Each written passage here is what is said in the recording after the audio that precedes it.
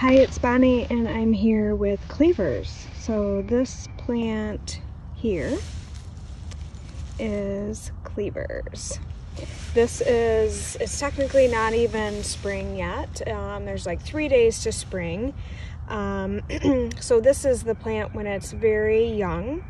But Cleavers, the Latin name is Galium Aparine, if I'm saying that right. I'm not 100% sure, but medicinally we use the entire plant pretty much. Maybe not the roots, but the roots are really small and they're not very hardy in the ground.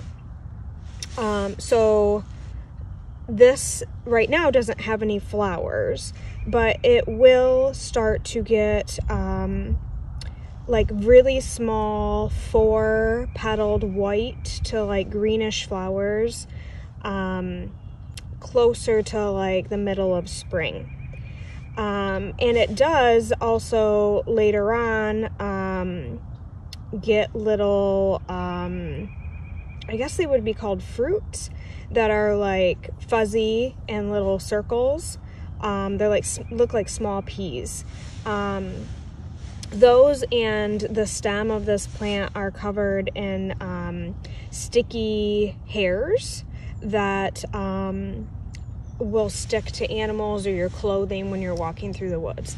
As this grows, this is going to get bigger, and like it often grows in a mat. So it's like a big mat of Cleavers. It grows generally in the woods. I'm like in the middle of the woods right now.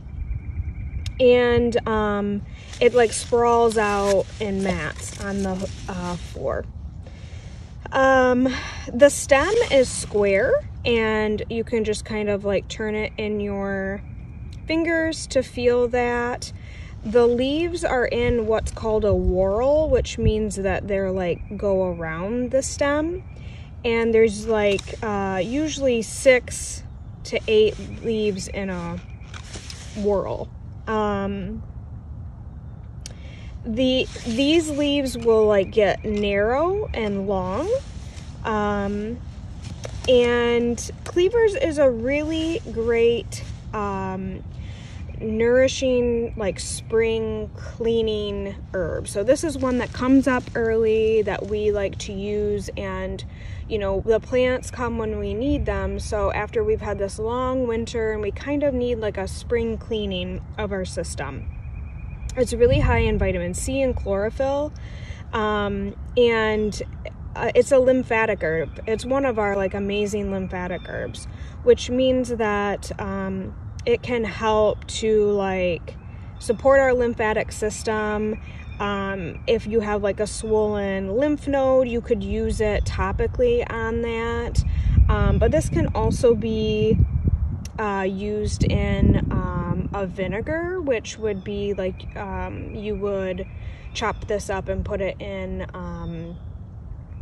apple cider vinegar, and that'll pull the minerals out. Some people eat it as salad greens. That's not generally how I do it, but you can. Let's see, how else could you use this? I've used this in a tincture as well. I've tinctured this so that I could support my lymphatic system all year round. But yeah, you can just eat this or make it into an infusion. It's a really good spring green. I would probably wait a little bit longer. But you could, you know, harvest this right now, but you're not going to, right? Because you're going to make sure you get full identification from multiple sources. And yeah, it helps, you know, in cases of like mastitis or any stagnation in the lymphatic system, swollen lymph nodes, things like that. So this grows pretty abundantly, and I don't think that you would affect its sustainability by harvesting it. But you still want to keep that in mind, right? You still don't want to just take and take and take. You don't need a ton of this. You could, you know, tincture it and have that tincture for all year, right? But this is like a seasonal and local food that would support your like circadian gut health, to tell your body like where you are in space and time. Because it is, you know, local and seasonal. This one, when it is more mature, is a fun one for kids to take and throw onto other people, even adults, because it sticks. And the hairs that are on this plant, on the stem, generally as it matures feel like maybe a cat's tongue.